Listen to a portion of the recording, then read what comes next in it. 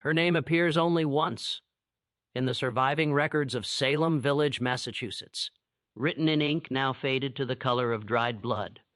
Tituba, no surname, no birthplace, no history, just a single word attached to a confession given in February of 1692, after which she disappears completely, erased from every official account as though she had never lived at all.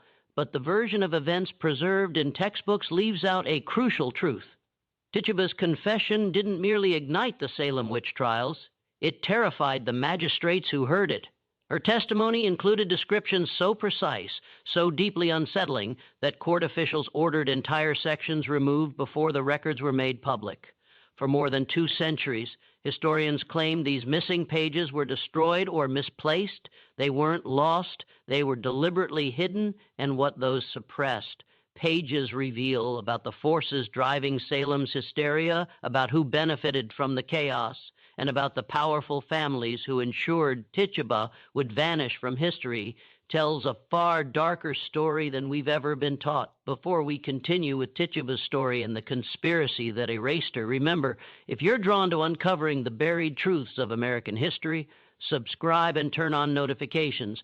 These are the stories that challenge comfortable myths and expose what was meant to stay forgotten. What happened in Salem in 1692 was no random outbreak of madness. It was the violent release of tensions that had been building for years in a community already tearing itself apart. By late 1691, Salem Village was a place balanced on the edge. To outsiders, it appeared orderly. Rows of clapboard houses gathered around a common chimney, smoke curling into the cold Massachusetts sky, stone walls dividing fields carved from unforgiving land. But beneath that surface of discipline and devotion, Salem was splintering from within. Only 15 years old, as an independent parish, Salem Village existed in the shadow of its wealthier neighbor, Salem Town, where merchant ships brought prosperity the farmers could only dream of. The village consisted of perhaps 600 souls spread across farmland that grew rockier and less productive each year. Families who had arrived with high hopes found themselves struggling against thin soil, harsh winters, and the constant fear of raids from the north, where King William's War still raged against French and indigenous forces. The war had been devastating to the Massachusetts frontier. Since 1688, coordinated attacks by French forces and their Wabanaki allies had destroyed settlements throughout Maine and New Hampshire. Refugees flooded south, bringing tales of burning homes, captured families, and midnight massacres. Several families in Salem Village had taken in these refugees, hearing first-hand accounts of violence that fed a pervasive anxiety. The enemy could be anywhere, could strike at any time. This fear of invisible threats would prove crucial to what was coming, but it was the internal conflicts that truly poisoned Salem Village. The western farmers, led by families like the Putinums, who had been among the first settlers, resented the eastern landowners, who maintained closer ties to Salem Town's merchant elite. This wasn't merely economic jealousy. It was a fundamental disagreement about the community's identity. Were they independent farmers building a godly commonwealth? Or were they merely a rural appendage to the commercial interests of Salem Town? The question infected every aspect of village life. These tensions played out most visibly in the village church, where the position of minister had become a battleground. The congregation had gone through 3 ministers. In 15 years, each departure marked by bitter disputes over salary, housing, and authority. The Reverend Samuel Parris had arrived in 1689, the latest attempt to bring stability to a fractured community. He would instead preside over its destruction. Parris was 46 years old when he came to Salem Village, a man whose life had been marked by failure and resentment. Born in London to a family with merchant connections, he had been sent to Harvard but never graduated. He tried his hand at trade in Barbados, where his father had left him a small plantation, but proved incompetent at managing either the business or the enslaved people who worked it.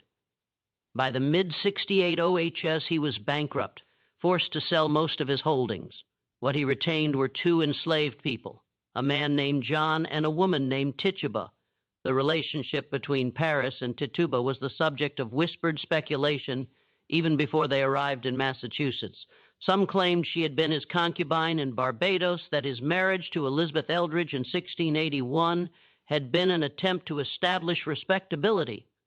There was no proof of this, but the rumors persisted, fed by the fact that Paris seemed to trust Tituba with responsibilities far beyond what was typical for an enslaved woman. She managed his household, had access to his papers, and was present during private family discussions. This unusual closeness would later seem significant. When Paris turned to ministry, it was less a calling than a last resort. The Puritan Church in Massachusetts was always short of educated ministers willing to serve in rural parishes, and Paris's partial Harvard education was enough to qualify him. He preached his first sermons in Salem Village in 1688, and after months of negotiation over salary and property rights was officially ordained in November 1689. He brought with him his wife Elizabeth, their 3 children, Thomas, Eliza. Beth called Betty and Susanna his orphan niece Abigail Williams and his 2 enslaved people. From the beginning, Paris's ministry was contentious. He preached sermons about invisible enemies and conspiracies against the righteous, sermons that grew darker as winter approached. He saw threats everywhere, in the congregation members who questioned his salary, in the farmers who resisted his authority, in the very land itself, which seemed hostile to godly settlement. His worldview was fundamentally paranoid, dividing all people into the saved and the damned, with the latter far outnumbering the former. He told his congregation that Satan had established a kingdom in the wilderness surrounding them. The demons walked among them disguised as neighbors and friends. This rhetoric resonated with some villagers and repelled others. The Putnam family, led by Thomas Putnam and his brothers, became Paris's strongest supporters. They saw in him an ally against the Salem town faction and a voice for their vision of a pure, independent farming community. The Porter family and their allies, who maintained commercial ties to Salem town, viewed Paris as a divisive troublemaker. They withheld portions of his salary and challenged his right to own the parsonage and its land. By late 1691, the village was essentially split into 2 camps, with Paris's position growing increasingly precarious. It was into this poisonous atmosphere that Tituba disappeared each night, climbing the narrow stairs to the unheated attic room she shared with John. She was perhaps 30 years old, though no one had ever asked. Her skin marked her as different in a community that prided itself on English purity, though whether she was African, indigenous, or mixed, the villagers debated in whispers. Some claimed she was a Caribbean from the islands. Others said she was African by way of Barbados. Still others insisted he had Spanish or Portuguese blood. The truth was that no one knew and no one cared enough to ask her directly. She was simply the Indian woman or Paris's slave. Her identity reduced to her status. Tituba spoke rarely and always in a peculiar accent that some claimed was Spanish, others Portuguese, still others a corrupted English picked up. In the Caribbean, she had learned the language in Barbados. That much was known before Paris purchased her and brought her to the frozen north. The transition must have been devastating. From tropical heat to New England winter, from a plantation with dozens of other enslaved people to isolation in a hostile village, from a place where her knowledge of herbs and healing was valued to one where such knowledge was viewed with suspicion. She worked from dawn until long after dark, cooking, cleaning, tending the garden, caring for Betty and Abigail, spinning, weaving, making soap and candles, all the endless labor that kept a colonial household functioning. Paris paid her nothing. Of course, she was property, not a person. But he also depended on her completely. His wife Elizabeth was often ill, suffering from ailments that were never clearly diagnosed, but which left her bedridden for days at a time. Without Tituba, the household would have collapsed. In the kitchen, where Tituba spent most of her hours, there was a particular stone in the hearth that had cracked from repeated heating and cooling. She would stare at that crack sometimes when she thought no one was watching. The pattern resembled a bird in flight, wings spread wide. Those who noticed thought she was simple-minded, prone to daydreaming. They had no idea she was remembering. Remembering what exactly? The historical record is silent, but we can imagine perhaps a life before enslavement, before the Middle Passage or the plantation or the sail that brought her to Paris. Hap's family, language, home, all the things that had been stripped away. Or perhaps she was simply planning, calculating, waiting for an opportunity that she knew would eventually come. Because Tituba, as events would prove, was anything but simple-minded. The other person who spent significant time in the Parris household was Abigail Williams, Parris's niece. She was 11 years old in the winter of 1691-1692, orphaned under circumstances that were never clearly explained. Some said her parents had died in an Indian raid in Maine, others that they had succumbed to disease. Parris had taken her in out of family obligation, but he treated her more as a servant than a daughter. Abigail slept in a small room off the kitchen, helped Tituba with household work, and received minimal education beyond basic reading and religious instruction. Abigail was a sharp, observant child with a talent for reading people. She understood the tensions in the household, her uncle's resentment at his treatment by the congregation, her aunt's chronic illness, the whispered arguments about money. She also understood that her position was precarious. If Parris's ministry failed, if the family had to leave Salem Village, what would become of her? An orphaned girl with no property and no prospects had few options in Colonial Massachusetts. She would likely be bound out as a servant to whatever family would take her. This anxiety made Abigail hyper-aware of power dynamics. She watched how her uncle wielded authority through his sermons, how certain families commanded respect while others were dismissed. She noticed that accusations carried weight, that reputation could be destroyed by whispers. She was learning lessons that would soon prove catastrophic. Betty Parris, by contrast, was a fragile, anxious child. At 9 years old, she was prone to nightmares and crying fits. Her father's dark sermons terrified her. He preached about children being born in sin, about the devil seeking to claim young souls, about the torments awaiting the damned. Betty took these warnings literally, lying awake at night convinced that demons were waiting in the shadows of her room. Her mother's illness frightened her as well. She'd already lost one infant sibling, and the fear that her mother might die haunted her. The relationship between Betty and Abigail was complex.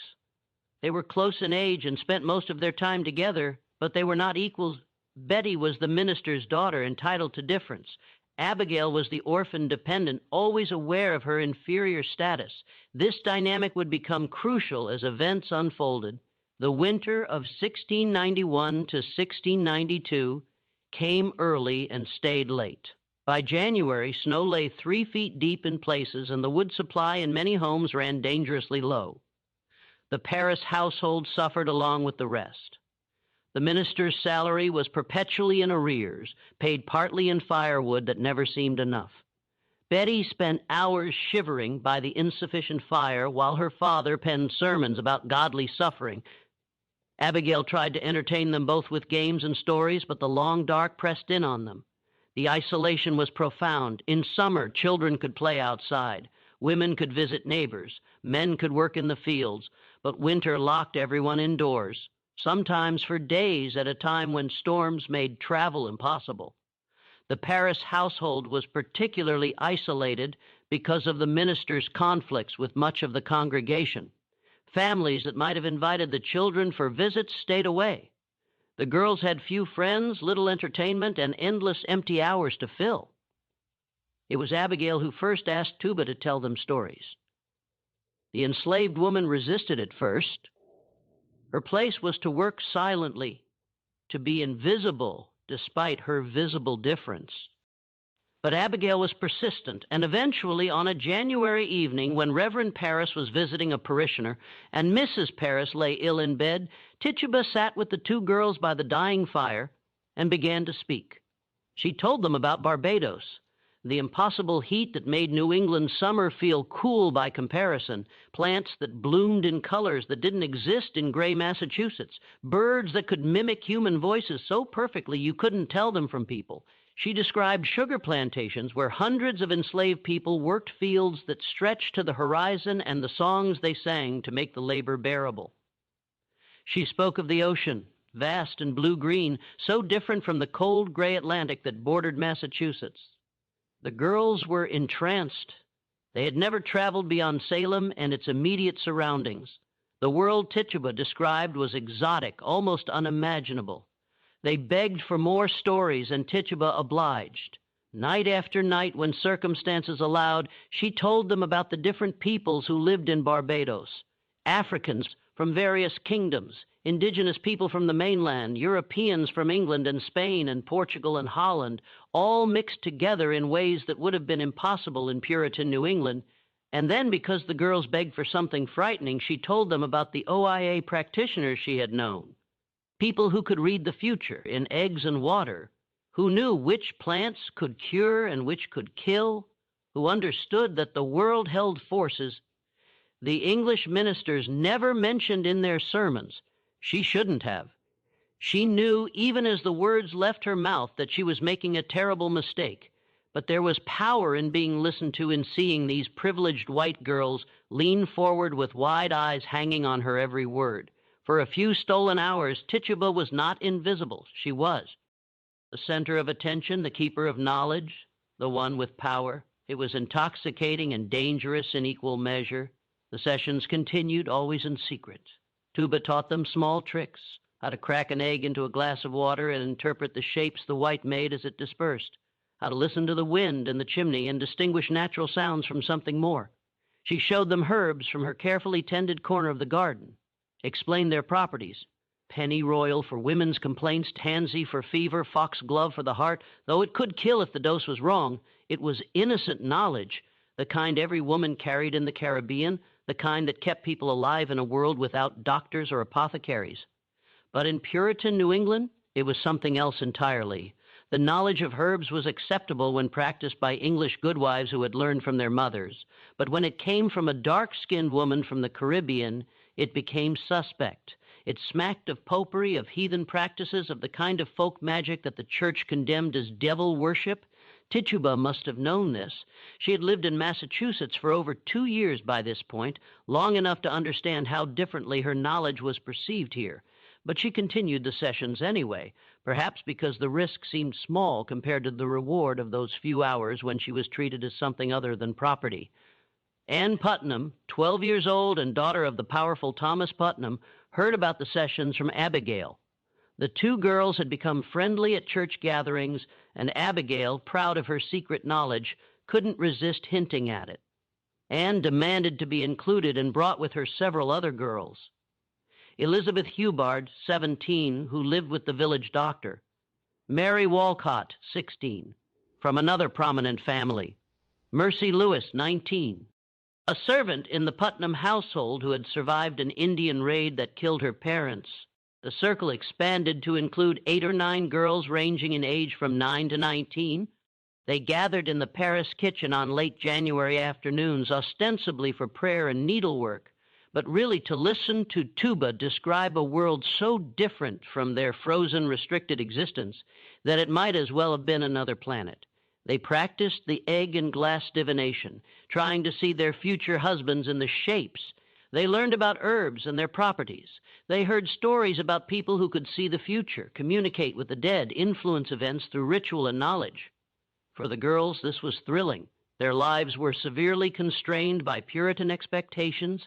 No dancing, no singing except psalms, no games, no frivolity. Their futures were predetermined: marriage, childbearing, household labor, early death. The knowledge Tituba offered suggested other possibilities, other ways of having power and agency in a world that offered them none. What none of them knew was that Tituba was being watched. Reverend Parris had noticed the change in his daughter, a new animation in her eyes, whispered conversations with Abigail that stopped when he entered. He suspected youthful mischief, perhaps even the dangerous frivolity that could lead to dancing or singing, sins that could corrupt a young soul.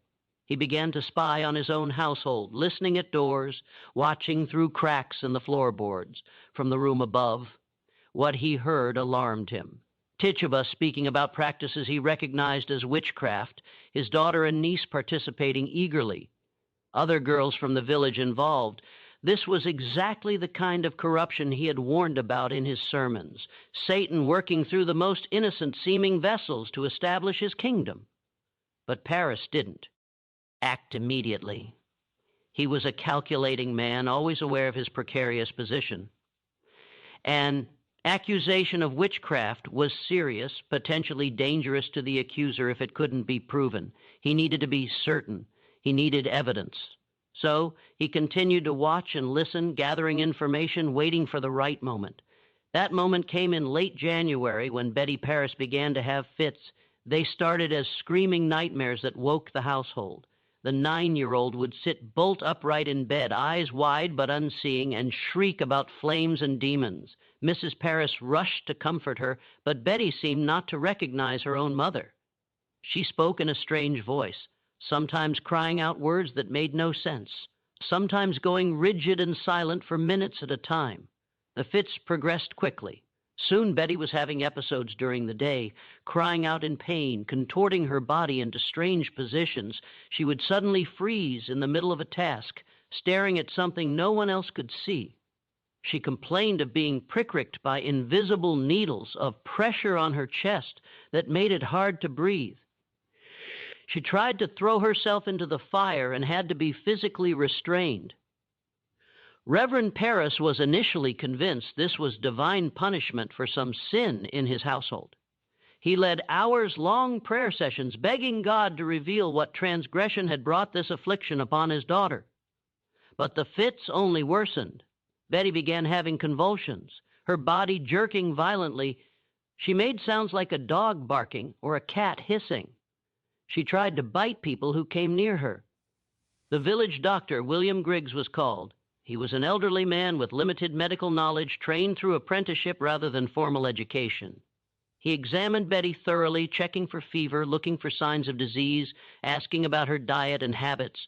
He found nothing. She physically wrong. Her pulse was strong, her color good, no signs of illness, yet clearly something was terribly wrong. After several visits, Dr. Griggs spoke the words that would doom Salem. The evil hand is upon her. In the medical understanding of the time, this was a diagnosis of last resort. When no natural cause could be found for an illness, especially one involving strange behaviors and convulsions, supernatural causes were considered. The evil hand meant witchcraft. Someone was using occult means to torment the child. The diagnosis spread through the village like wildfire. The minister's daughter was bewitched. Satan had struck at the heart of the godly community. If the minister's own household wasn't safe, no one was. Within days, Abigail Williams began displaying similar symptoms. She had fits during which she screamed and convulsed. She claimed to see specters, ghostly figures that tormented her. She tried to run up the chimney, insisting she could fly. She spoke in voices that didn't sound like her own. The two girls' afflictions seemed to feed off each other, each episode triggering a response in the other. Then Ann Putnam began having fits, then Elizabeth Hubbard, then Mary Walcott. The affliction spread among the girls who had gathered in Tuber's circle, each developing similar symptoms. They would freeze in place mid-conversation or suddenly cry out as if being stabbed by invisible needles. They saw visions, dark shapes in the corners of rooms, animals that spoke with human voices, women flying through the night air. The pattern of symptoms was remarkably consistent across all the afflicted girls. They experienced sudden fits of screaming and convulsing, periods of rigid paralysis, sensations of being pricked, pinched, or bitten by invisible forces, visions of specters that others couldn't see, speaking in strange voices or languages, attempting dangerous acts like running into fire or up chimneys, physical contortions that seemed impossible for their bodies. Modern medical historians have proposed various explanations for these symptoms. Some suggest ergot poisoning from contaminated rye. Ergot is a fungus that can cause convulsions and hallucinations. Others point to encephalitis, epilepsy, or psychological factors like mass hysteria or conversion disorder. Some argue the girls were simply faking engaged in a conspiracy of fraud. But in February 1692, there was only one explanation that made sense to the villagers: witchcraft. Someone was using demonic power to torment these innocent girls. The question was, who? The village erupted into panic. Families gathered for prayer meetings that lasted hours, begging God to protect them from the invisible evil. Reverend Parris preached sermons about Satan's assault on the godly, about the need to root out the witches who had made a covenant with the devil. The Putnam family, powerful and influential, demanded action. If Satan had established a foothold in Salem Village, the godly had an obligation to destroy it. But there was a problem. The afflicted girls couldn't or wouldn't name their tormentors. When asked who was afflicting them, they would cry out in pain, claiming the witches were choking them to prevent them from speaking. This went on for weeks, building tension and fear throughout the community. Behind the scenes, pressure was building on the girls to name names. Their families questioned them repeatedly. Reverend Parris interrogated Betty and Abigail for hours. The village leaders made it clear that the crisis couldn't be resolved until the witches were identified. The girls were the only ones who could see the specters, the only ones who could name the guilty. The entire community was depending on them. It's impossible to know what was going through DH. E-girls' minds during this period, were they genuinely experiencing something they interpreted as supernatural attack?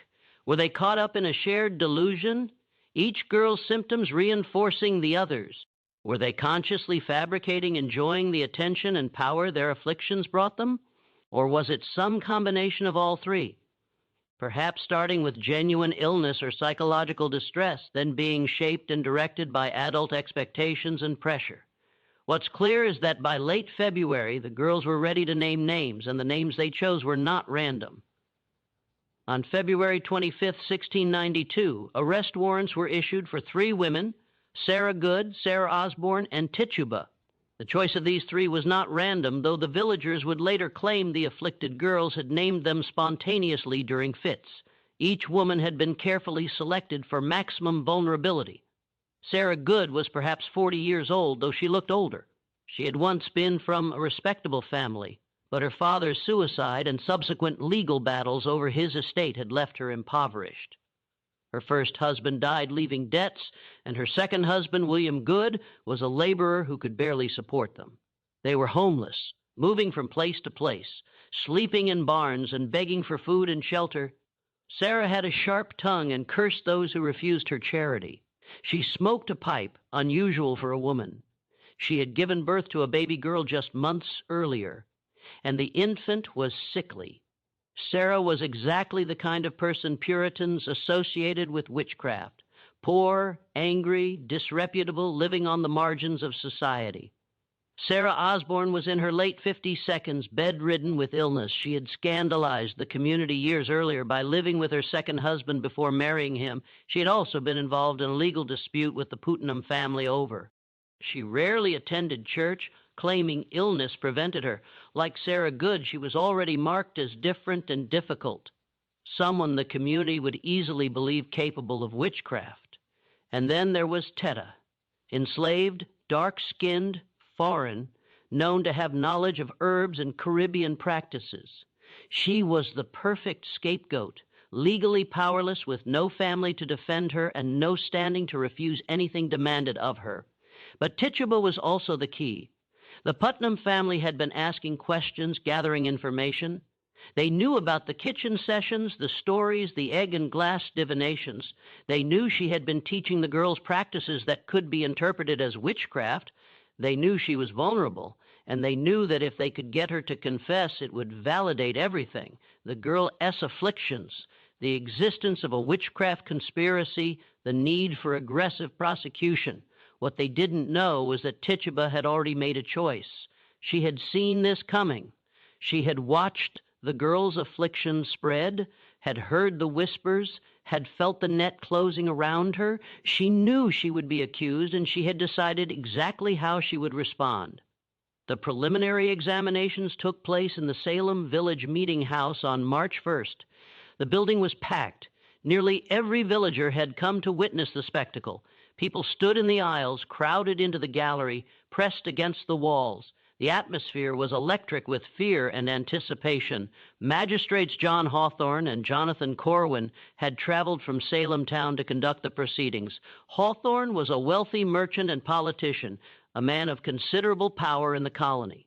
He was also deeply convinced of the reality of witchcraft and the need to prosecute it aggressively. He would conduct the examinations not as neutral inquiries, but as prosecutions. assuming guilt and demanding confession. The afflicted girls sat in prominent places, surrounded by family members who supported them when the fits came. Betty and Abigail Paris, Ann Putnam Jr., Elizabeth Hubbard, Mary Walcott, Mercy Lewis. They ranged in age from 9 to 19, but in that moment they held more power than anyone else in the room. Their words would determine who lived and who died. Sarah Good was questioned first. She was brought in looking haggarded and defiant, her baby in her arms. Hawthorne began with an accusation disguised as a question. Sarah Good, what evil spirit have you familiarity with? None, Sarah replied. Have you made no contract with the devil? No. Why do you hurt these children? I do not hurt them. I scorn it. The magistrate pressed her, asking the same questions in different forms, trying to trap her in contradictions. Sarah denied everything with sullen defiance, insisting she was innocent, that she had never hurt the children, never made any covenant with the devil. But her denials were interrupted by the afflicted girls, who began to writhe and scream, claiming Sarah's specter was tormenting them, even as she stood in the meeting house. Sarah Good, do you not see now what you have done? Horn demanded. Why do you not tell us the truth? Why do you thus torment these poor children? I do not torment them, Sarah insisted. Who do you employ then to do it? I employ nobody. What creature do you employ then? No creature, but I am falsely accused. The examination went on for hours. The girls continued to have fits, crying out that Sarah's specter was choking them, stabbing them with invisible needles. At one point, Sarah's own husband, William, was called to testify. He said he was afraid his wife either was a witch or would be one very quickly. He claimed she was an enemy to all good. This testimony from her own husband was devastating. In Etan culture, a husband was supposed to defend and protect his wife. William Good's willingness to testify against Sarah suggested even her closest relation believed her guilty. The magistrates took it as powerful evidence. After hours of interrogation that went nowhere, Sarah continued to deny everything. The girls continued to accuse her. She was led away to be held for trial. Sarah Osborne came next. She was brought in on a chair, too ill to stand for long. She, too, denied all charges, growing increasingly desperate as the magistrates ignored her protests. She was sick, she pleaded, had been ill for months. How could she torment children when she could barely leave her bed? The devil may appear in your shape and do mischief without your knowledge or consent, Hathorne suggested, introducing the concept of spectral evidence that would become central to the trials. The idea was that a witch's specter, her ghostly form, could leave her body and torment people while she herself was elsewhere. This made it impossible to defend against accusations. An alibi meant nothing if your specter could act independently. The afflicted girls convulsed. Abigail Williams shrieked that Sarah Osborne's specter was pressing on her chest, suffocating her. Ann Putnam cried out that she saw Sarah's specter with a yellow bird that was sucking between her fingers. The bird was supposedly a familiar spirit, a demon in animal form that served the witch. Sarah Osborne protested her innocence, but she made a fatal mistake. She mentioned that she had once been frightened by a thing like an Indian all black that had appeared to her in a dream. The magistrate seized on this. She had seen a demon. She admitted to supernatural experiences. This was taken as evidence of her guilt. The old woman was dragged away weeping, still protesting that she was innocent and had never hurt anyone. Then they be wrought in Tituba. She stood before the magistrates, a dark-skinned woman in a plain gray dress, her eyes downcast. Reverend Parris sat in the front row, his face rigid. He had beaten her the night before. She would later testify, demanding to know what she had done to his daughter. The welts on her back throbbed with each breath. She knew what they wanted from her. More importantly, she knew what they needed. The meeting house fell silent. Everyone leaned forward. This was the moment they had been waiting for, the examination of the foreign woman, the one who had brought her heathen practices into their godly community. Magistrate Hawthorne asked the first question. Tituba, what evil spirit have you familiarity with? She raised her eyes and met his gaze directly. For a moment, she said nothing. The silence stretched. Then in a clear voice that carried to every corner of the packed meeting house, she spoke. The devil came to me and bid me serve him. The meeting house erupted. Gasps, cries, people calling out to God. This was the first confession. After hours of denials from the other two women, here was confirmation that witchcraft truly walked among them. Here was proof that the girls' afflictions were real, that the devil was indeed operating in Salem Village. Horn leaned forward, eager. "Who have you seen with the devil?" And Tetta began to speak. She described a tall man from Boston, dressed all in black, who came to her and demanded she sign his book in blood. He appeared to her sometimes as a man, sometimes as a dog, sometimes as a hog. He showed her a book with 9 names written in it, though she couldn't read most of them. She saw Sarah Good's name there, and Sarah Osborne's. There were others, too, but she didn't know who they were. "What did the devil promise you if you would serve him?" Horn asked. "He said he would give me many fine things," Tituba replied. "What did he want you to do?" "Ah, he wanted me to hurt the children." "And did you hurt them?" Here, Tituba paused, and tears began to stream down her face. "He made me hurt them. I tried not to, but he was too powerful. He hurt me when I refused." She showed marks on her arms, bruises that could have been from anything but which she claimed were from the devil's punishments. The magistrates questioned her for hours that first day. The crowd listened, rapt. Tuba's testimony was everything they had hoped for and more. She described in vivid detail her encounters with the devil. He came to her at night, she said, appearing first as a tall man with white hair, dressed in black clothes like a minister. He told her she must serve him or he would kill her. He showed her his book and demanded she sign it. When she refused, he heard her pinching her, threatening her with worse. Eventually, she said she gave in. She signed the book not with a pen, but with blood from her finger. The devil pricked her finger, and she made her mark. After that, he had power over her. He commanded her to hurt the children, and she had to obey. "How did you hurt them?" Horn asked. "He gave me things to use," Tituba said. "Poets, little dolls made of rags. He told me to stick pins in them, and when I did, the children would feel pain." "Where are these puppets now?" "I don't know. He took them away." "Who else have you seen with the devil?" "I saw Sarah Good and Sarah Osborne. They were at a meeting with the devil. There were others, too. A tall man with white hair and a woman with white hair. I don't know their names, .br. This was crucial. Tituba was describing not just individual witches, but a conspiracy, a coven of witches meeting together with the devil. This confirmed the magistrate's worst fears.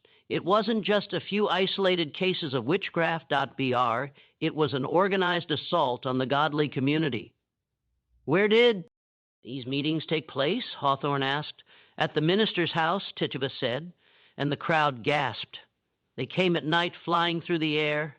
The devil brought them." "How did they fly?" "On sticks like poles they rode through the air." "Did you fly with them?" "Yes," Tituba admitted. "The devil made me. We flew to Boston and back in one night." This detail, the flight to Boston, was particularly significant. It suggested the witchcraft conspiracy extended beyond Salem Village to the provincial capital. The threat was even larger than they had imagined. The examination continued into a second day, then a third. Each session drew larger crowds. People traveled from surrounding towns to hear Tituba's testimony. She became the star witness, the one who could reveal the full extent of the conspiracy. And with each telling, her testimony expanded.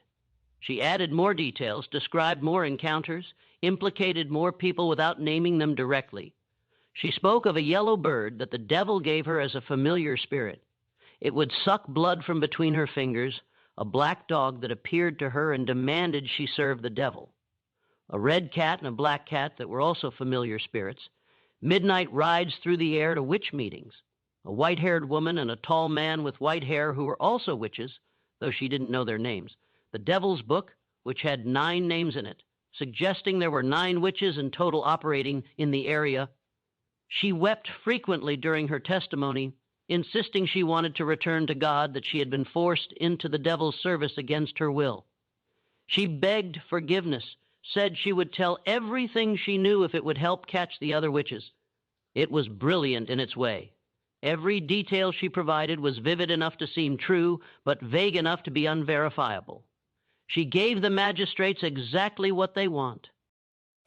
Not just a confession, but proof of a vast conspiracy.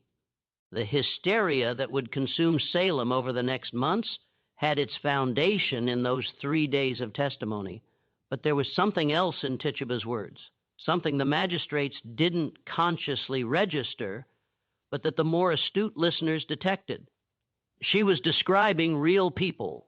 When she spoke of the tall man from Boston, certain families exchanged glances. When she mentioned the woman with white hair, whispers rippled through certain sections of the crowd. Tituba was settling accounts. Consider what she was doing. She was an enslaved woman with no legal rights, no property, no power. She had been beaten, threatened, accused of a crime that carried the death penalty. She could have simply denied everything like Sarah Good and Sarah Osborne, but she had seen what happened to them. Their denials were ignored. They were assumed guilty anyway, and they would likely be executed. So instead, Tituba confessed, but she confessed strategically. She gave the magistrates a story that confirmed their beliefs about witchcraft while also implicating people who had harmed her or whom she had reason to resent. The tall man from Boston in black clothes like a minister. That description could fit any number of merchants or officials who had visited Paris's household. The white-haired woman could be Sarah Osborne, yes, but also resembled other women in the village who had treated Tituba poorly. She was painting her accusations in broad strokes that allowed others to fill in specific faces based on their own grievances. And it worked. Over the coming months, as more people were accused, many of them matched descriptions Tituba had provided. She had given Salem a template for identifying witches, and the villagers used it enthusiastically. On the third day of her examination, as her testimony wound down, Magistrate Hathorne made a crucial decision. Tituba's confession was so valuable, so detailed, that she would not be tried immediately like the other two women. Instead, she would be held as a witness against other suspects. They needed her testimony to build cases against the real conspiracy she had revealed.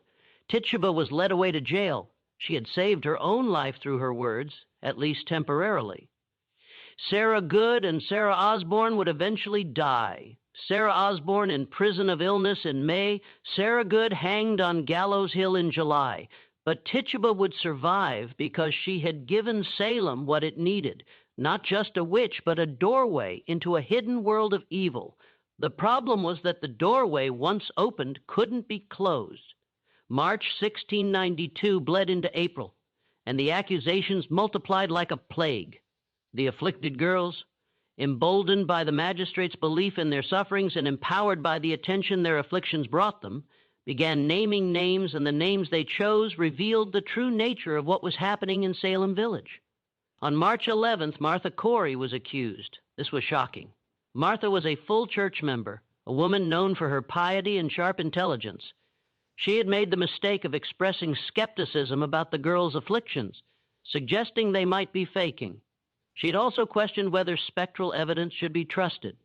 After all, if the devil could appear in someone's shape without their consent, how could you prove guilt?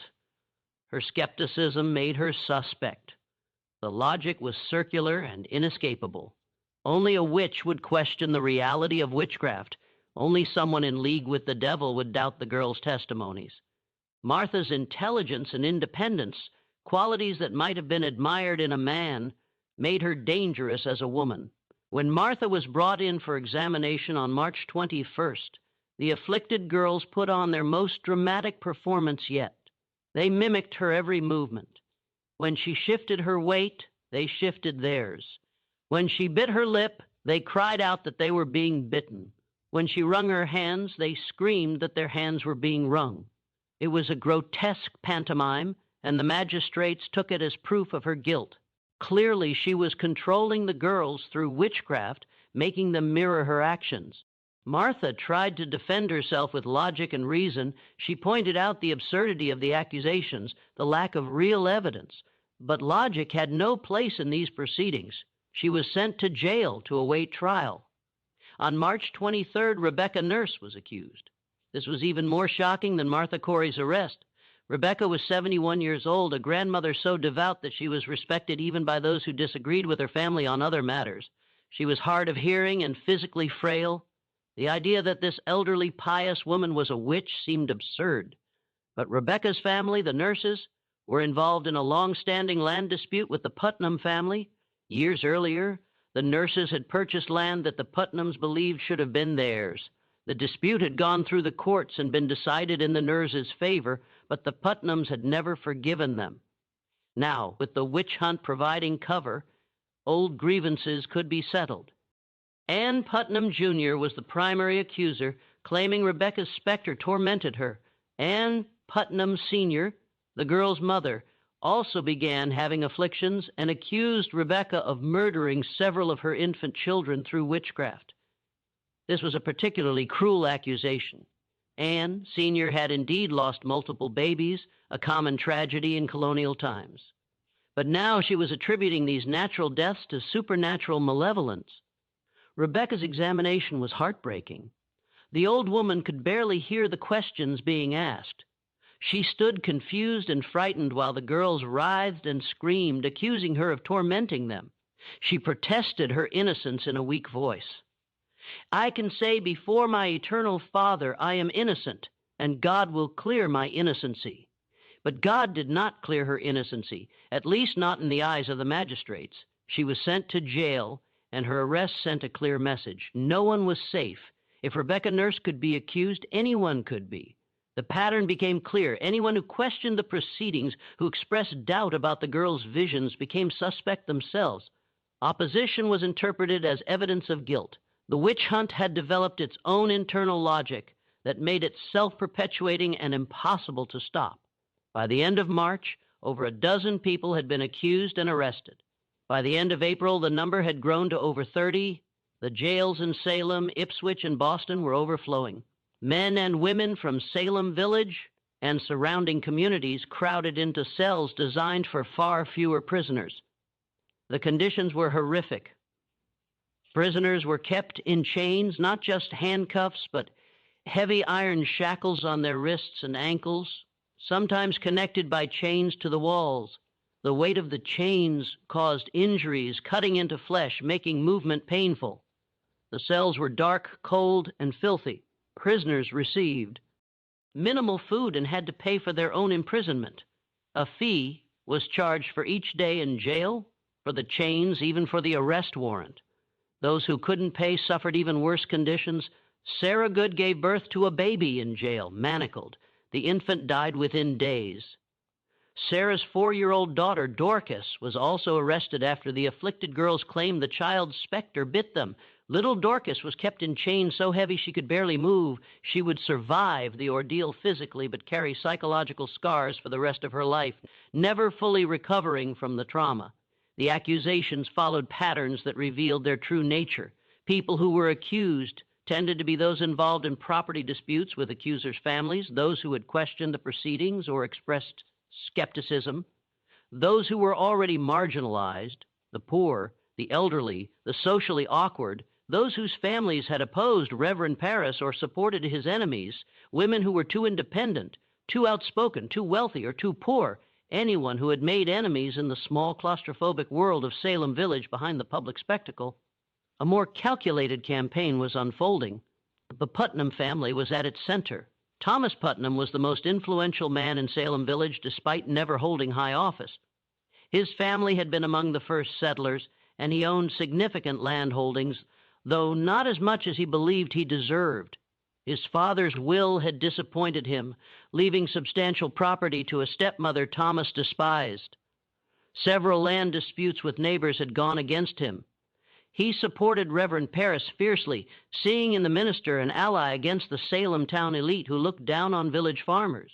His wife, Ann Putnam Sr., you had suffered multiple miscarriages and infant deaths, 7 children lost before they reached AD. Adulthood. These tragedies had left her bitter and convinced that supernatural forces were working against her family. She began having afflictions in March, giving adult credibility to the children's testimonies. At 30 years old, she was the oldest of the afflicted, and her accusations carried particular weight. Their daughter, Ann Putnam Jr., was 12 years old and the most prolific of the afflicted girls. She would eventually accuse 62 people of witchcraft, more than any other accuser. Some historians would later note that nearly every person and accused had some connection to the Putnam family's grievances. People who had won land disputes against them. Families who supported rival factions in village politics. those who had questioned Reverend Parris's right to certain property. But Anne Jr. was a child. Someone was guiding her accusations, providing names, describing old resentments in language. A 12-year-old transformed into visions and spectral torments. That someone was her mother, Ann Putnam Sr., who would herself begin having afflictions in March. The Putnam women, mother and daughter, became the twin engines driving the witch hunt forward. The magistrates never questioned this pattern because it confirmed their worldview. Satan would naturally target a godly family like the Putnams. The fact that accusations lined up with temporal disputes was simply evidence that the devil worked through earthly grievances to divide communities. They investigated nothing, verified nothing. The spectral evidence, testimony that a witch's ghost or demon had appeared to cause harm, became sufficient for arrest and trial. In May, the crisis reached a new level. A new governor arrived in Massachusetts Bay Colony. Sir William Phipps found his province in chaos, with jails full of accused witches and no legal framework for trying them. The previous governor had been recalled. To England, leaving the colony in administrative limbo, Phipps had been appointed to restore order, but he arrived to find a situation spiraling out of control. Phipps quickly established a special court of Oi and Terminina, a court with authority to hear and determine the witchcraft cases. The court's judges were drawn from the colony's elite. William Stoughton, the lieutenant governor, served as chief justice. The other judges included Samuel Sowell, John Richards, Nathaniel Soltento, Waite Winthrop, Bartholomew Gedney, John Hathorne, and Jonathan Corwin. These were powerful men convinced of the witchcraft conspiracy's reality. Stoughton in particular was a hardliner, absolutely certain that Satan had established a kingdom in Massachusetts and that aggressive prosecution was necessary to destroy it. He would prove to be the driving force behind the executions to come. The court's first session was scheduled for early June, but before the trials could begin, the judges had to resolve a crucial legal question. What kind of evidence would be admissible? In English law, witchcraft was difficult to prove because it was an invisible crime. You couldn't see someone casting a spell or making a pact with the devil. You needed either a confession or testimony from witnesses who had seen suspicious activities. But the Salem cases relied primarily on spectral evidence, the testimony of afflicted persons that they had seen the accused person's specter tormenting them. The problem with spectral evidence was obvious. It was completely subjective and impossible to verify. If someone claimed to see your ghost attacking them, how could you prove they hadn't? You couldn't. The only defense was to deny it, but denial was taken as further evidence of guilt. It was a perfect trap. Some ministers and legal authorities expressed concerns about spectral evidence, most notably several Boston men. Disters wrote a letter urging caution, pointing out that the devil might appear in the shape of innocent people to deceive the afflicted. If that was possible, then spectral evidence alone couldn't prove guilt. But the judges, led by Stoughton, decided to allow spectral evidence. They reasoned that God wouldn't permit the devil to appear in the shape of innocent people. That would be too deceptive, too contrary to God's justice. Therefore, if someone's specter was seen tormenting the afflicted, that person must have given the devil permission to use their shape, which meant they were guilty. This decision sealed the fate of everyone accused. With spectral evidence admissible, conviction was almost inevitable. The afflicted girl's visions, which couldn't be verified or challenged, became the primary evidence, and the girls, realizing the power they held, used it freely. The first trial was held on June 2nd, 1692. Bridget Bishop stood before the court of Oyer and Terina accused of witchcraft. Bridget was about 60 years old, a tavern keeper known for colorful dress and sharp tongue. She had been married 3 times, unusual for a woman of her era. She wore red bodices and other bright clothing that Puritans considered immodest.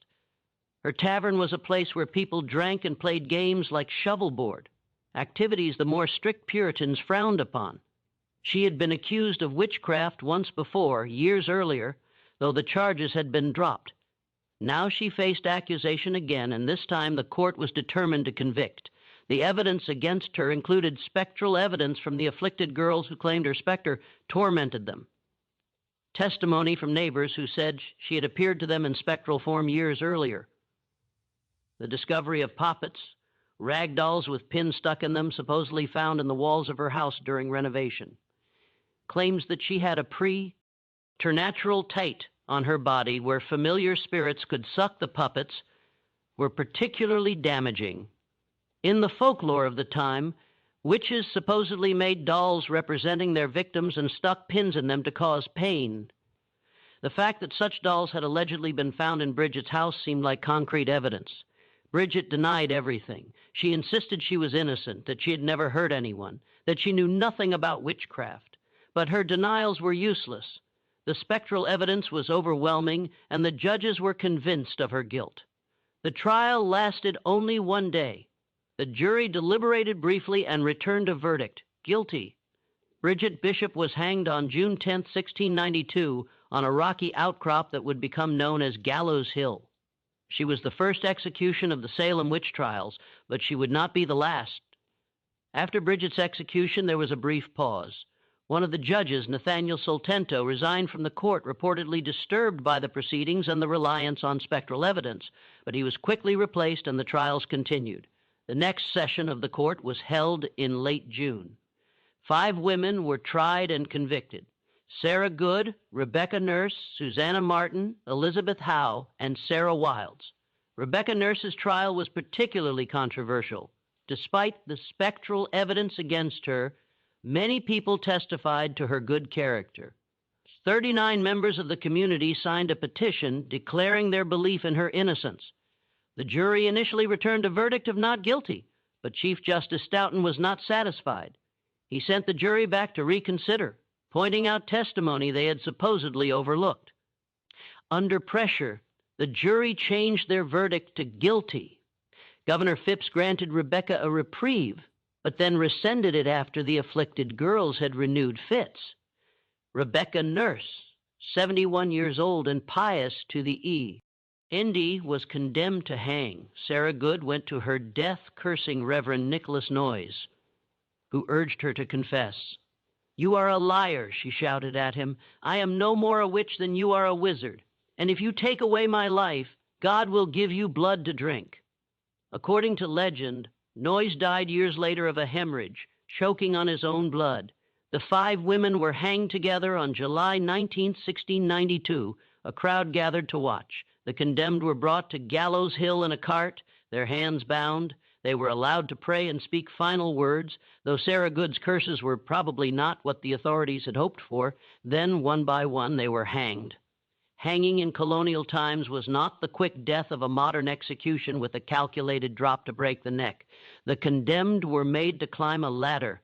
A noose was placed around their neck, and then the ladder was removed. They died slowly of strangulation, their bodies jerking and convulsing as they suffocated. It could take several minutes. The crowd watched it all. After the bodies stopped moving, they were cut down and buried in shallow graves nearby. The families were not allowed to claim the bodies for proper burial. Witches didn't deserve Christian burial in consecrated ground, but Rebecca Nurse's family defied this order. Under cover of darkness, they retrieved her body and buried it secretly on their property. The exact location was kept secret for generations, marked only by a small stone to prevent authorities from disturbing the grave. August brought more trials and more executions. On August 19th, 5 more people were hanged: George Burroughs, John Proctor, John Willard, George Jacob Sr., and Martha Carrier. George Burroughs was a former minister of Salem Village, a Harvard-educated man who had left the position years earlier after disputes with the congregation. He was accused of being the ringleader of the witches, the black man who presided over their meetings. The evidence against him was particularly flimsy. He was unusually strong for his size, supposedly lifting heavy barrels with ease, which was taken as evidence of supernatural strength. And he had been married multiple times, with some of his wives dying under circumstances that were now reinterpreted as suspicious. At the gallows, Burroughs recited the Lord's Prayer perfectly. This was significant because folklore held that witches couldn't recite the Lord's Prayer without making mistakes. His perfect recitation caused murmuring in the crowd. Perhaps he was innocent after all, but Cotton Mather, the influential Boston minister who had come to witness the execution, addressed the crowd from horseback. He assured them that the devil could appear as an angel of light, that Burroughs' ability to recite the prayer meant nothing. The execution proceeded. John Proctor had been a vocal opponent of the trials, calling the afflicted girls frauds and liars. He had written letters to Boston ministers, begging them to intervene to move the trials to Boston where cooler heads might prevail. His outspoken opposition made him a target. When he was accused, he knew it was retaliation for his criticism. His wife Elizabeth was also accused and convicted, but she was pregnant, and the execution of pregnant women was forbidden. She would survive in jail until after the trials ended. John Willard was a deputy constable who had been involved in arresting accused witches, but he became disturbed by what he was seeing, the flimsy evidence, the obvious innocence of many accused. He refused to make any more arrests. Shortly after, he himself was accused. The message was clear. You were either with the witch hunt or against it, and being against it made you suspect. George Jacobs Sr. was 80 years old, so frail he needed 2 canes to walk. His own granddaughter, Margaret Jacobs, testified against him, though she would later recant, saying she had been coerced and lied, but by then it was too late. Martha Carrier was called a rampant hag by Cotton Mather. She had a sharp tongue and didn't suffer fools. She had also been involved in a property dispute with the Putnam family. Her children were arrested and tortured until they testified against her. Faced with seeing their children in chains and threatened with worse, several accused witches, children gave false testimony against their own parents. September brought the final executions. On September 22nd, 8 more people were hanged. Mary East, Martha Corey, Ann Pudita, Samuel Wardwell, Mary Parker, Alice Parker, Wilmot Red, and Margaret Scott. Mary East was Rebecca Nurse's sister. She had actually been released briefly after her initial arrest, but then the afflicted girls had renewed fits and she was rearrested. She wrote a petition to the judges that stands as one of the most eloquent documents of the trials. I petition to your honors not for my own life, for I know I must die, and my appointed time is set, but that no more innocent blood may be shed. I would humbly beg of you that your honors would be pleased to examine these afflicted persons strictly and keep them apart sometime, and likewise to try some of these confessing witches. I, being confident there is several of them, has belied themselves and others. She was asking the judges to do what they should have done from the beginning: test the afflicted girls' testimonies, separate them to see if their stories remained consistent, question the confessions that had been obtained through coercion and torture. But her petition was ignored. She was hanged with the others. Martha Corey, the church member who had questioned the proceedings, went to her death, maintaining her innocence. Our husband, Giles Corey, had already died in a particularly horrific manner. Giles was 80 years old, a cantankerous farmer who had initially supported the trials, but then turned against them when his wife was accused. He himself was accused shortly after, but Giles refused to enter a plea. He wouldn't say guilty or not guilty. Under English law, a person who refused to plead couldn't be tried. This was a problem because if he wasn't tried, his property couldn't be confiscated. Giles was protecting his son's inheritance. The authorities had a solution: Penforte endure hard and forceful punishment. Giles was stripped and laid on the ground. A board was placed on his chest, and heavy stones were piled on top one by one. The weight was meant to force him to enter a plea, but Giles refused. For 2 days he lay under increasing weight, his ribs cracking, his breathing becoming more labored. Witnesses said that when the sheriff asked him to plead, Giles's only response was more weight. He died on September 19th, crushed to death, never having entered a plea. His property passed to his sons. It was a final act of defiance, and it came at a terrible cost. By the end of September, 19 people had been hanged, 1 had been pressed to death, and at least 5 more had died in prison. Dozens more awaited trial. The jails were overflowing. Families were destroyed. The community was traumatized. And through it all, Tuba sat in her cell. The magistrates had lost interest in Tituba. As more exciting suspects emerged, they had her confession on record. They didn't need her testimony for subsequent trials. Her detailed confession had served its purpose. It had validated the existence of a witchcraft conspiracy and provided a framework for understanding the afflictions. But once that framework was established, Tituba herself became irrelevant. Reverend Parris, who legally owned her, refused to pay her prison fees. In the bizarre accounting of the time, an accused person had to pay for their imprisonment, a fee for each day in jail, for the chains, for the food, such as it was, even for the arrest warrant. If found guilty and executed, their property was seized to pay these fees. But Tituba had confessed, then provided information, putting her in a strange legal limbo. She was guilty but useful, enslaved but unpaid for. Parris's refusal to pay her fees was effectively abandoning her.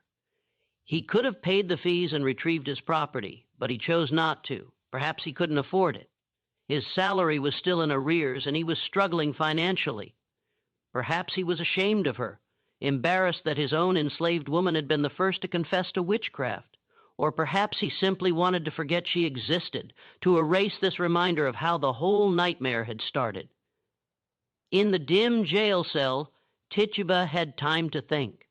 She shared space with other accused women, and she listened. She heard their stories, their protests of innocence, their confusion about who had accused them and why.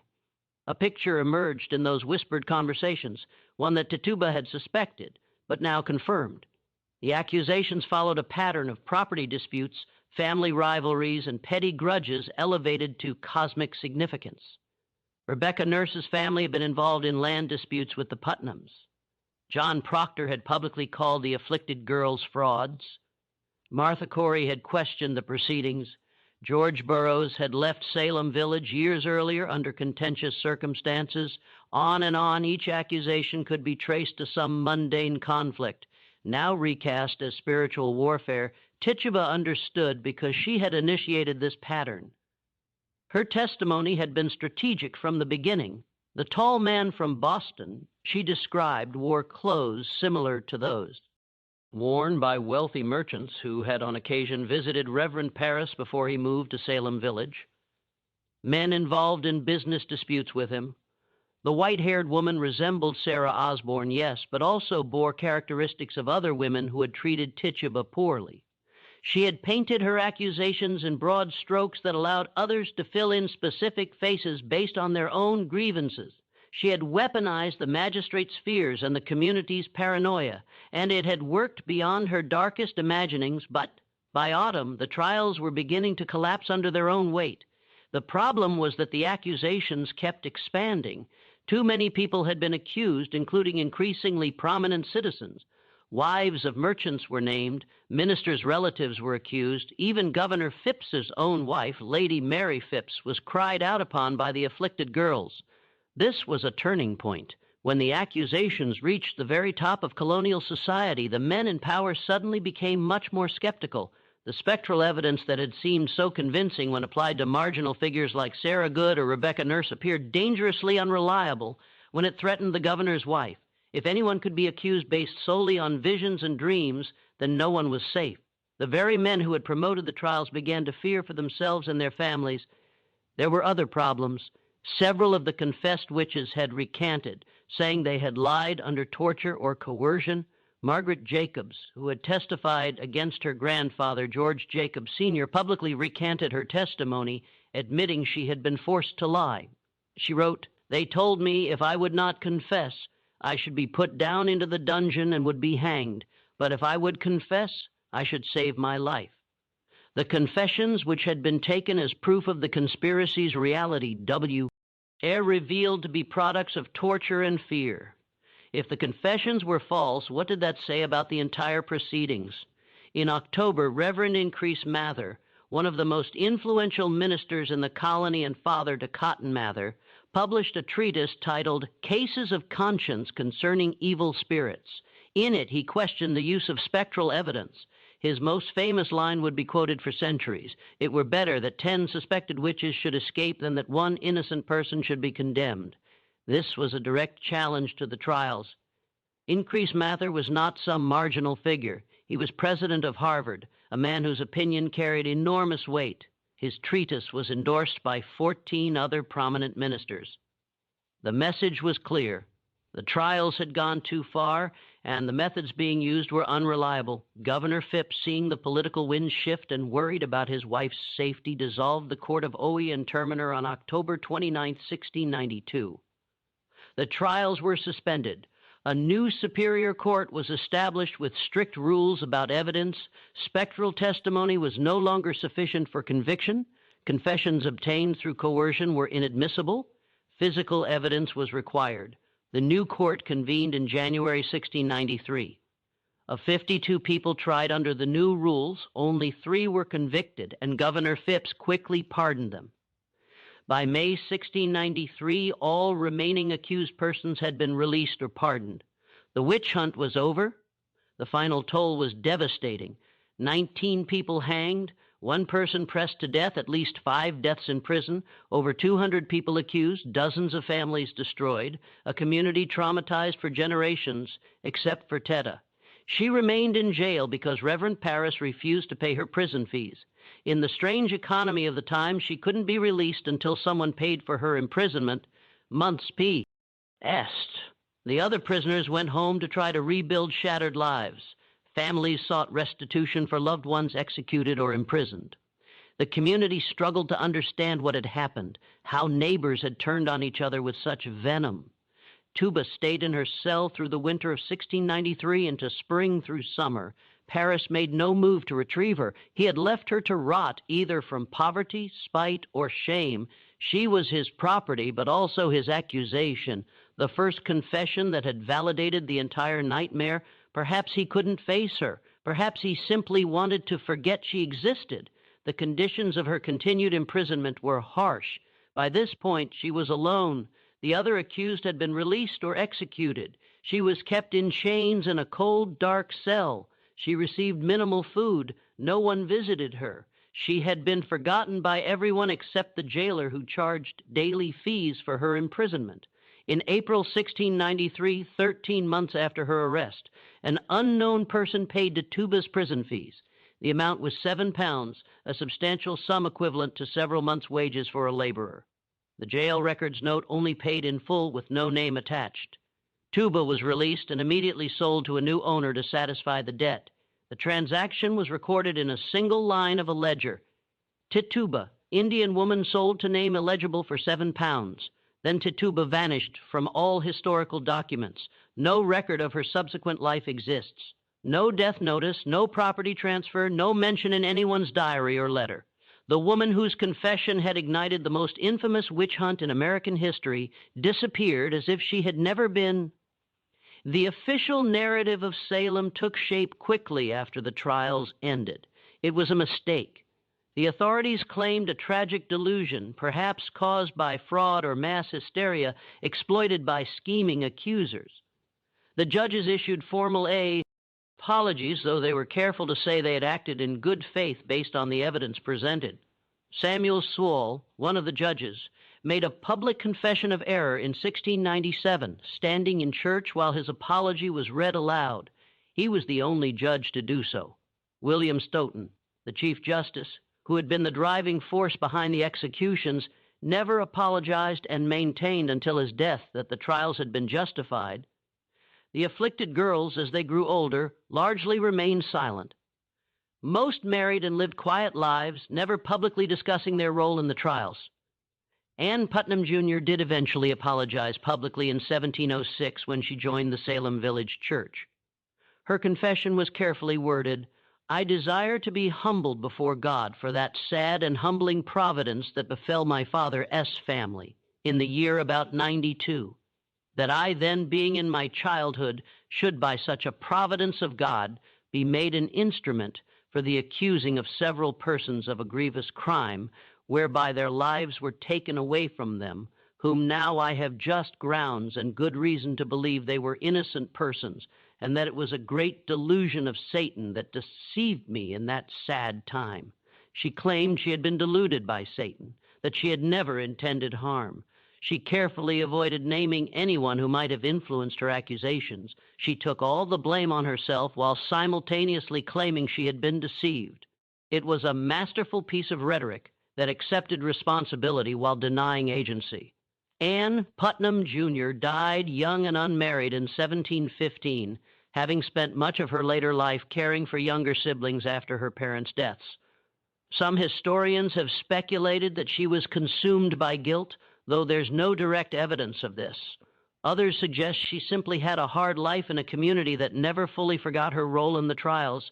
Reverend Samuel Parris was forced out of Salem Village in 1697 after years of contentious battles with his congregation.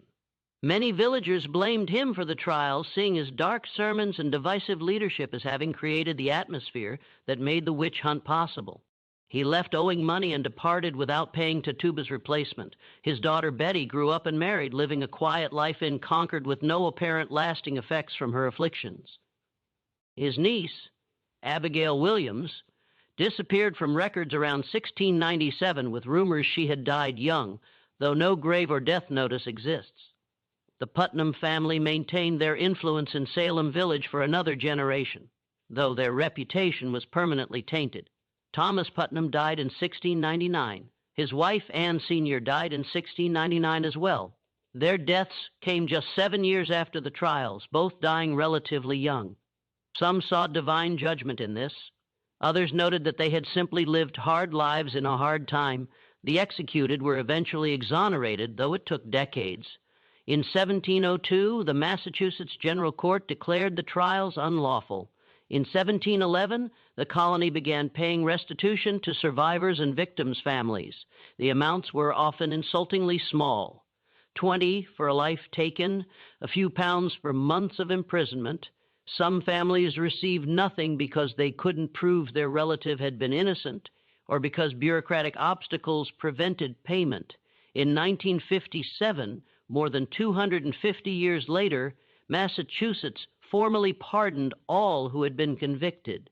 In 2001, the last 5 victims were officially exonerated by name. The process of acknowledging the injustice took over 3 centuries, but Tituba was never exonerated because she had never been convicted. Her confession had saved her from trial, then condemned her to obscurity. The colonial authorities had no interest in drawing attention to the enslaved woman whose testimony had begun it all, whose strategic words had provided the foundation for 19 executions. Later, historians debated Tituba's role endlessly. Some portrayed her as a victim, tortured into confession. Others suggested she genuinely believed in the magic she described, that she was practicing Caribbean folk traditions and had no idea they would be interpreted as devil worship.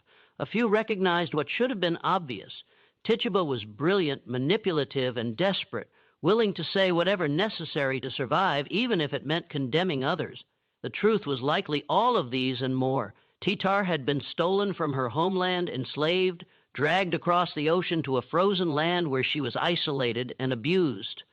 When Reverend Parris beat her and demanded to know what she had done to his daughter, she had a choice: maintain innocence and likely be executed as Sarah Good and Sarah Osbyborn would be, or confess and give the magistrates what they craved. She chose survival, and in crafting her confession, she was careful, so careful to implicate people who had harmed her, even as she left details vague enough to be interpreted broadly. Tall man from Boston could have been any number of people. The white-haired woman might have been anyone the listeners wanted to see. Tituba had opened a door and let Salem's own darkness pour through it. The resentments, the land disputes, the religious paranoia, the social hierarchies, all of it dressed up in tales of devil worship and spectral torment. But the document trail suggests something even more disturbing. In 1957, a historian researching the Salem trials at the Massachusetts Archives discovered a collection of documents that had been misfiled for over 2 centuries. Marion Starkey was working on her book, The Devil in Massachusetts, when she found them.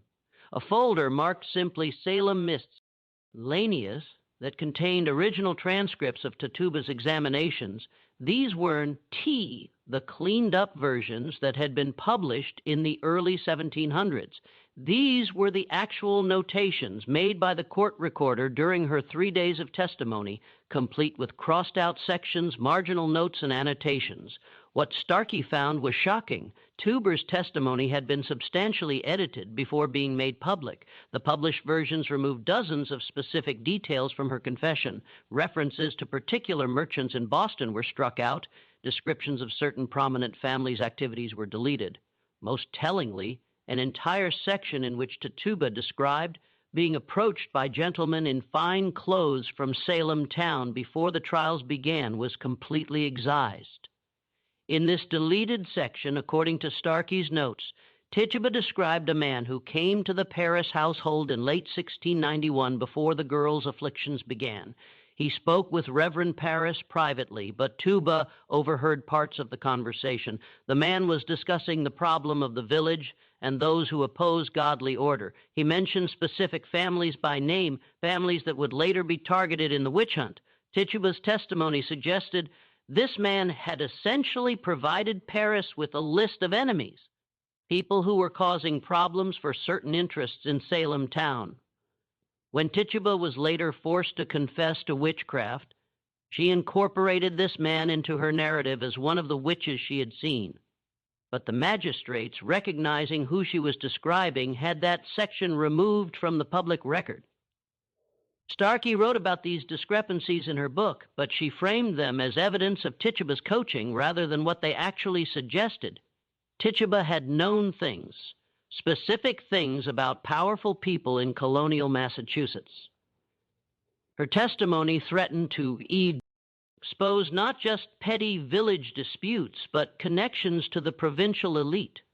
The documents disappeared shortly after Starkey's research. The archives claimed they had been returned to a private collection and were no longer available for study. No historian has been able to examine them since. Marion Starkey herself became notably silent on the subject in her later years, refusing to discuss the specific passages she had found. In interviews late in her life, she would change the subject when asked about the deleted sections of Tituba's testimony. What was in those deleted sections? What did Tituba actually know? Consider the timeline. Tituba arrived in Salem Village with Reverend Paris in 1689. Paris had been a merchant in Barbados before becoming a minister, a failed merchant by most accounts, who turned to the clergy when his business ventures collapsed. But Barbados in the 1680s was the center of the British Caribbean slave economy, where fortunes were made in sugar and human trafficking. The island was also a hub for smuggling, illegal trade, and the kind of murky financial dealings that built many of Boston's merchant fortunes. The connection between Barbados and Boston was strong. Many Boston merchants had interests in the Caribbean, plantations, trading partnerships, smuggling operations. They needed people in Barbados who could manage their interests, and they needed ministers in Massachusetts who could be relied upon to support the right political factions. What if Tituba, as an enslaved woman in Paris's household in Barbados, had seen things, overheard conversations, learned names and connections? Enslaved people were invisible to their masters in the most dangerous way. The owners spoke freely in front of them, assuming they were too ignorant or too cowed to understand. But Tituba was neither. When Paris brought her to Massachusetts, she would have Carrie, that knowledge with her. She would have seen the same men who visited Paris in Barbados now visiting him in Salem Village. She would have heard the same names, the same business discussions, and when the witch trials began, when she was beaten and interrogated and threatened, she deployed it. The tall man from Boston wasn't a demon. He was a real person, someone connected to the Caribbean trade, someone whose involvement in the trials would have been devastating to reveal.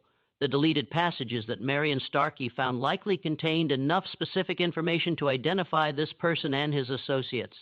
That's why they were removed. That's why after the trials ended and apologies were issued and exonerations were granted, Tituba was left to disappear. She knew too much. Her continued existence, her ability to speak, was a threat. The unknown person who paid her prison fees in April 1693 and then purchased her, that wasn't mercy. It was containment. Someone bought her silence along with her body, then made sure she could never tell her story again. Salem Village tried to forget. The meeting house where the examinations took place was eventually torn down. The homes of the executed were sold off. The accusers married and had children and told them nothing of what they had done.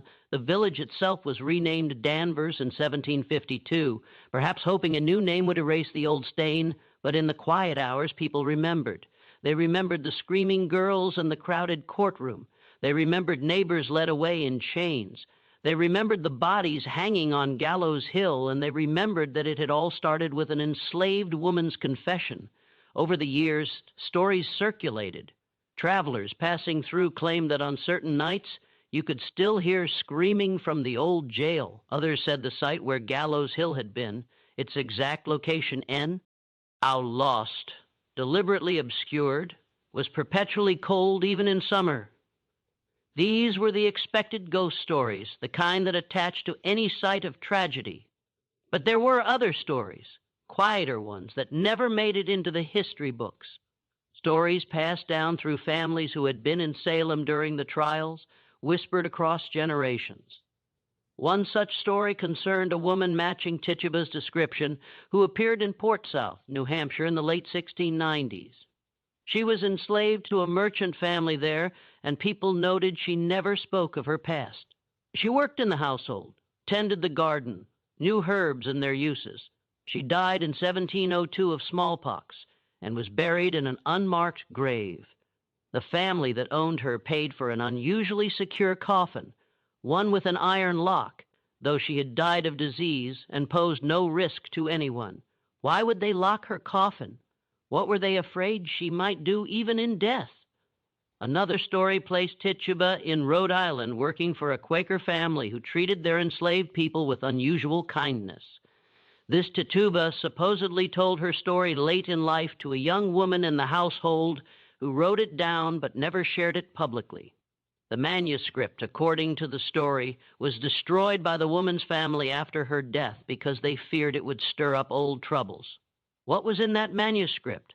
What version of events did Tituba tell when she finally had a sympathetic listener? A third account came from a Boston merchant's diary entry from 1695, discovered in the 1920s, and quickly returned to private hands. The merchant wrote about encountering a Caribbean woman at the docks who approached him and called him by a name he hadn't used since his time in Barbados. She smiled at him. He wrote and said, "The tall man from Boston remembers, I think." Then she disappeared into the crowd. The merchant never mentioned her again in his diary, but his entries from that point forward grew increasingly anxious, filled with references to old sins and divine judgment. He died in 1698, relatively young, of what was described as a wasting illness. Were any of these stories about the real Tituba? There's no way to know. The historical record maintains its silence, but the stories themselves are telling.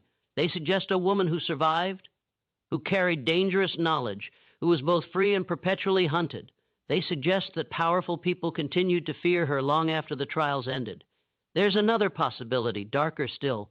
What if Tituba never left Salem jail alive? What if the unknown person who paid her fees and purchased her did so not to employ her, but to silence her permanently? The transaction is recorded. £7 paid, Tituba sold, but there's no record of where she went or who bought her. The name in the ledger is illegible, perhaps deliberately so. In Colonial, Massachusetts, the death of an enslaved person didn't require much documentation. They were property, not people. If Tituba died shortly after her release, if her new owner disposed of her body in an unmarked grave or in the ocean, there would be no record. She would simply cease to exist in the documentary record, which is exactly what happened. This possibility is supported by the complete absence of any trace of her after April 1693. In a society that documented everything, births, deaths, property transfers, church memberships, legal disputes, Tituba leaves no mark. For a woman who had been at the center of the most significant event in Salem's history, this absence is suspicious. It suggests not just obscurity, but active erasure. The Salem Witch Trials are taught in American schools as a cautionary tale about mass hysteria and the dangers of false accusations. Students learn about spectral evidence and Puritan religious extremism. They might read Arthur Miller's The Crucible, which uses Salem as an allegory for McCarthyism. The message is always the same. This was a dark chapter, a mistake, something that could never happen now. But the part of the story that gets glossed over is the most important. Salem wasn't an accident. It was the weaponization of fear and accusation by people with power against those without it. It was the transformation of ordinary grievances into cosmic evil. It was what happens when testimony is valued over evidence, when confession is coerced, when the vulnerable are sacrificed to protect the comfortable. And at the heart of it was an enslaved woman who understood all of this, who saw the game being played and decided to play it herself. Tituba's confession wasn't the hysterical raving of a tortured victim or the genuine belief of a folk practitioner. It was a calculated act of survival that turned the weapon of false accusation against those who had wielded it, if only for a moment. The fact that her testimony was edited, that documents were hidden, that she was made to disappear, all of this suggests that the authorities knew at some level what she had done. They knew she had been controlled and deployed. They knew the trials had been a corruption from the beginning, and they chose to bury that knowledge along with her. That's the story America never wanted told. Not the one about witches or ergot poisoning or mass delusion, the story about deliberate manipulation of law and fear by the powerful, enabled by a system that made certain people's voices count and others disappear. The story about how easy it is to turn neighbor against neighbor when the right mechanisms are in place. The story about who gets remembered and who gets erased. Tituba's name appears in every account of Salem, but she herself remains invisible. The woman who sparked it all, whose word DS sent 19 people to their deaths, who outlived her accusers and judges, and then vanished. We know almost nothing about her, where she was born, how she learned, what she knew, what she thought as she sat in that jail cell, listening to the screams of the dying, what became of her after someone bought her freedom and her silence. The archives stay closed. The documents remain missing. The descendants of Salem's prominent families maintain their respectability, and Tituba stays buried in the blank spaces of history. A name without a face, a voice without an echo. But the fact that we don't know her story is itself part of the story. The erasure is the point. Some histories are too dangerous to tell, some truths too threatening to power to be allowed into the record. Salem couldn't afford to acknowledge that its witch hunt had been orchestrated, that testimony had been coached and edited, that an enslaved woman had been both victim and strategist. So they let her disappear. And in that disappearance, in that carefully maintained silence, lies the real horror of Salem. Not demons or witches or spectral torment, just people with power protecting themselves. And a woman who briefly threatened that power before being swallowed by the mechanism she had helped create. The question that haunts Salem isn't whether witches were real, it's what happened to Tituba. Where did she go after April 1693? Did she live out her days in quiet servitude, carrying her secrets to an unmarked grave? Did she die shortly after her release, silenced permanently by those who feared what she knew? Or did she survive, moving from place to place, always looking over her shoulder, always aware that powerful people wanted her gone? We'll never know.